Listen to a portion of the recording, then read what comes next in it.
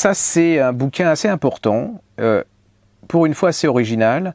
C'est Bruno Fulini qui a créé ce bouquin, ça s'appelle La France rouge, un siècle d'histoire dans les archives du PCF. Ça va de 1871 à 1989, c'est chez Les Arènes, en co-édition avec France Info. Voilà, regardez, ça se présente comme ça. Vous avez vraiment plus de 100 documents qui sont complètement inédits. Vous avez, alors ces documents sont dans des enveloppes, il y a par exemple la carte de Marguerite Duras et son dossier d'exclusion du parti.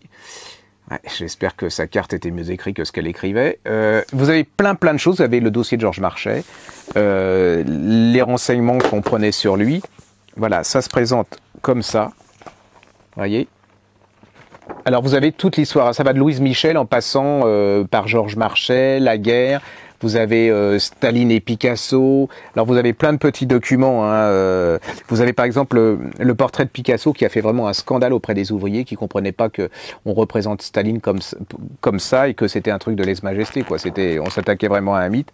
Vous avez vraiment plein de documents extraordinaires. Voyez, ça se présente comme ça. Et donc vous tirez de l'enveloppe et vous avez des affiches, vous avez des tracts et tout. C'est vraiment un très joli cadeau. En plus, je suis pas sûr qu'il y en ait beaucoup d'exemplaires.